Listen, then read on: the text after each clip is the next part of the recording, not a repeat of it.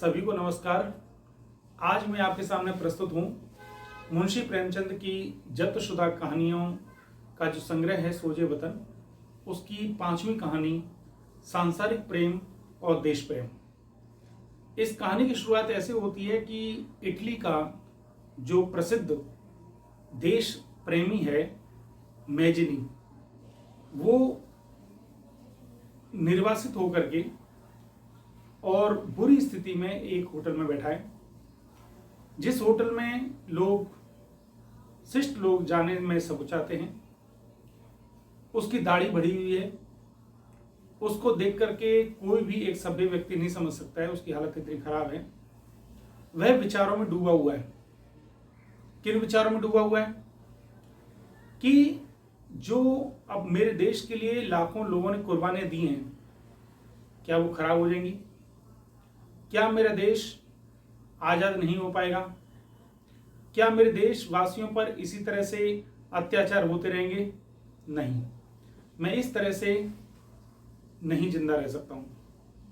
इन्हीं विचारों में वह डूबा हुआ था कि उसका एक बहुत अच्छा मित्र रफेती, जो कि इटली के लखपति व्यापारी का इकलौता बेटा है, वो भी उसी स्थिति में है और एक बिस्किट का पैकेट लेकर के आता है और कहता है कि मैजिनी कुछ खा लो।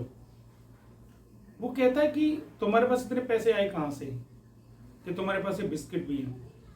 और वह उसके जेब में तंबाकू देख करके भी देखता है कि तुम इतने पैसे लाए कहां से। तो रफेती कहता है इन बातों को छोड़िए, मैं आपको बाद में बताऊंगा, पहले कई दिनों से तुमने कुछ खाया नहीं है, बिस्किट खा लीजिए। जब बहुत जोर दिया जाता है तो वह बताता है कि रफेती कि उसकी मां ने उसको जो कोट भेंट किया था रफेती को, उस कोट को उसने बेच करके कुछ खाने पीने की चीजें लाया है। मैजिनी भावुक हो जाता है और कहता है कि क्रिसमस आने वाला है, फिर उस समय तुम क्या पहनोगे? लोग क्या कहेंगे कि एक लखपति व्यापारी का बेटा के पास एक कोट भी नहीं है। वो कहता है कोई बात नहीं, तब की तब देखी जाएगी, और मुझे पूरी उम्मीद है तब तक हम कुछ ना कुछ कमा लेंगे और हम दोनों फिर नए कोट बनवाएंगे और इटली के आज़ादी के नाम पर फिर से जश्न मनाएंगे। मैजिनी बताता है कि उसकी आर्थिक स्थिति खराब है, क्योंकि उसकी माँ ने या पिता ने घर में जो पैसे दिए थे वो उसके खत्म हो चुके हैं, और वो जो लेख वगैरह लिखता है पत्रिकाओं के लिए वो सारे वापस आ चुके हैं। तो रफेती कहता है कि ज़्यादा दुखी होने की जरूरत नहीं है, तुमने भी मेरे कठिन समय में बहुत साथ दिया था, और तुमने मैगडलीन की अंगूठी जो तुम्हें गिफ्ट की थी, तुमने उस अंगूठी को बेच करके मेरी इलाज में मेरी जान भी तो बचाई थी। क्रिसमस का दिन है, चारों तरफ खुशी ही खुशियां हैं, लोगों ने नए नए कपड़े पहन रखे हैं, लेकिन मैजिनी और रफेती अंधेरी कोठरी में बैठे। जिस मैजिनी के इशारे पर लाखों लोग अपने जान कुर्बान करने के लिए तैयार रहते थे, उस मैजिनी को आज खाने के लिए भी कुछ उपलब्ध नहीं है। इतने में एक पत्र देने वाला डाकिया आता है, और उस पत्र को जब मैजिनी खोलता है तो उसमें से बालों का गुच्छा निकलता है, जो कि उसकी प्रेमिका मैगडलीन ने भेजा है। और उस पत्र में लिखा है कि यह तुच्छ भेंट है, मेरी तरफ से स्वीकार करो, मैं हमेशा तुम्हारी हूँ जब तक जिंदा हूँ। मैं तुम्हारे साथ हर परिस्थिति में साथ दूंगी, हर मुसीबत झेलूंगी, भूखी रहूंगी, लेकिन मैं हमेशा तुम्हारी ही हूँ। मैगडलीन का घर स्विट्जरलैंड में है। मैजिनी जब इटली से भागा था तो वह स्विट्जरलैंड में गया था। वहीं पर ही मैगडलीन से उसकी मुलाकात हुई। उसके असीम सौंदर्य को देख करके दोनों का आकर्षण हुआ, लेकिन मैजिनी ने कहा कि मैं अपना पूरा जीवन देश और जाति को दे चुका हूँ।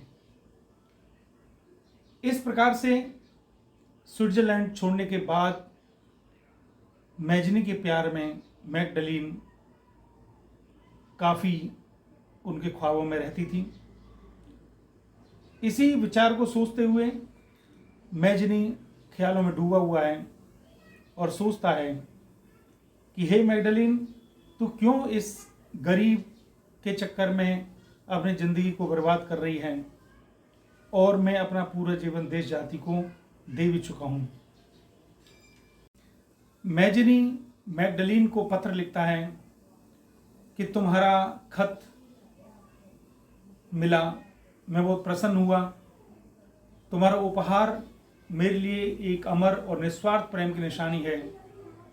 यह मेरे पास ताउम्र रहेगा और मेरे मरने के बाद मेरी कब्र के साथ यह दफन होगा। तुम मेरी चिंता मत करो, मैं बिल्कुल ठीक हूँ।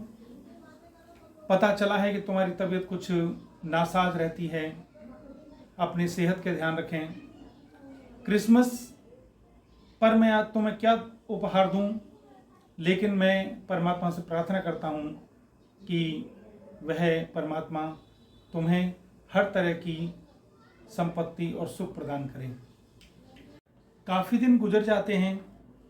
मैजिनी फिर इटली जाता है और वहाँ पर जनता की राज की घोषणा करता है, लेकिन फ्रांस की ज्यादतियों के कारण वह दल बिखर जाता है और वह संकल्प लेता है कि मैं एक दिन यहाँ पर जनता का राज्य स्थापित करूँगा। परेशान होकर के एक दिन वह जब धूप में खड़ा होता है तो एक स्त्री आती है उसके सामने और उसके गले लिपट जाती है। वह देखता है तो वह मैगडलीन है। वह कहता है कि तुम यहाँ कब आई? तो बताती है कि मैं तो यहाँ बहुत दिनों से हूँ, पर तुमसे ही मेरी मुलाकात नहीं होती थी। और वह यह बात भी बताती है कि क्या कारण है लोग तुम्हारी बड़ी बुराई कर रहे हैं, विशेषकर वो जो तुम्हारे खास दोस्त हैं। उन बातों पर मुझे भरोसा नहीं होता है। तो मैजिनी ही बताता है कि ये सब मैंने ही करवाया था। मैंने ही अपने दोस्तों से कहा कि वो तुम्हारे सामने मेरी बुराई करें ताकि तुम अपने नए जीवन की शुरुआत कर सको। वो इस काम को करना नहीं चाहते थे, लेकिन ये सोच करके कि विरह में कहीं तुम अपने प्राण न त्याग दो और मैं मैजिनी भी कहीं बुरा न मानूं, इसलिए उन्होंने इस काम को करना स्वीकार किया। रफेती को भी मैंने एक बार भेजा था इसीलिए ही, अपनी बुराई करने के लिए, लेकिन तुम्हारा प्यार इतना बड़ा है, इतना नेक है, इतना निस्वार्थ है, इसका मुझे पता नहीं था। और इन बातों को सुन करके उसको ये भी पता चलता है कि मैगडलीन उसके प्यार में इतना डूब जाती है कि वह अपने घर को छोड़ करके रोम में आ जाती है, सराय में ठहरती है। और जब एक दिन देखती है कि उसको बहुत ज़रूरत है, जब वह दुनिया से बहुत परेशान है, अकेला है, तब वह उस हालत में मैजिनी के गले में आलिंगन करती है। मैजिनी रोम से इंग्लिस्तान गया, उसके बाद फिर वह स्विट्ज़रलैंड गया। स्विट्ज़रलैंड जाने के पीछे उसका कारण ये था कि उसको ये लगता था कि इटली में तो अपने विचारों को लिखने की स्वतंत्रता नहीं है, लेकिन स्विट्ज़रलैंड में जाकर के मैं वहाँ पर एक अखबार निकालूंगा और वहाँ पर अपने विचारों को रख सकूंगा, क्योंकि यहाँ के लोग प्रजातांत्रिक व्यवस्था के प्रति इतने जागरूक नहीं हैं। उसने अपने संकल्प की पूर्ति की, अपने मित्रों की सहायता से अखबार चलाया, लेकिन इन सभी कष्टों के बीच उसका शरीर कमज़ोर होता जा रहा था और कमज़ोर होते होते वह एक दिन स्वर्ग को सिधार गया। अंतिम समय तक उसके जुबान पर इटली का नाम था और लाखों समर्थक उसके पीछे थे। मैजिनी को कब्र में सोए हुए 3 दिन हो गए हैं। उसकी कब्र पर मैगडलीन आती है, फूल चढ़ाती है, प्रार्थना करती है, अपने घर जाती है। उसके घर में उसकी माँ की मृत्यु हो चुकी है, अब वह घर की मालकिन है। उसने अपनी संपूर्ण संपत्ति से, अकूत संपत्ति से मैजिनी के नाम पर एक आश्रम बनवाती है। खुद ईसाई मिशनरी के हिसाब से कपड़े पहनती है। उसने अपना पूरा जीवन परहित या देश के लिए लगा दिया है। हजारों गरीब बच्चे उसके आश्रम में अपनी जीविका पाते हैं वह मैगडलीन 3 साल और जिंदा रही और जब मृत्यु हुई तो उसकी वसीयत के हिसाब से ही आश्रम में ही उसको दफनाया गया। मैजनी आश्रम आज भी हैं और हजारों लोग उसमें मैजनी को याद करते हुए अपने जीवन में सुखों को पाते हैं।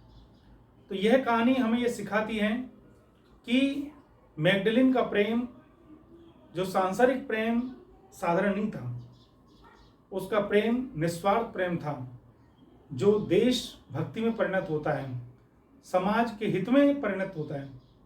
तो उसका प्रेम गोपियों का प्रेम की याद दिलाता है, जो श्री कृष्ण से निस्वार्थ भाव से प्रेम करती हैं। तो इस देशभक्ति की कहानी में हमें मुंशी प्रेमचंद की सेवा सदन उपन्यास का भी स्मरण हुआता है, जिसमें वो सेवा सदन में इसी प्रकार से अपने उपन्यास का अंत करते हैं। तो मुझे उम्मीद है सोजे वतन की 5 कहानियाँ के माध्यम से हमने मुंशी प्रेमचंद को इस रूप में समझने की कोशिश की है कि वो कहानियों के माध्यम से किस प्रकार लोगों में देशभक्ति जगाना चाहते थे, ताकि हमारा देश आज़ाद हो सके। देश को आज़ाद करने में हर एक तरह के लोगों का अपना अलग अलग तरह का प्रयास था। आज हमें जब आज़ादी मिल गई है तो आज़ादी के लगभग 75 साल के बाद भी हम अपने आज़ादी के मूल्य को भूल रहे हैं। तो इस पर हमें अब विचार करना है कि किस प्रकार से हम उस देश की आज़ादी के मान और सम्मान की रक्षा करें। बहुत बहुत धन्यवाद। जय हिंद।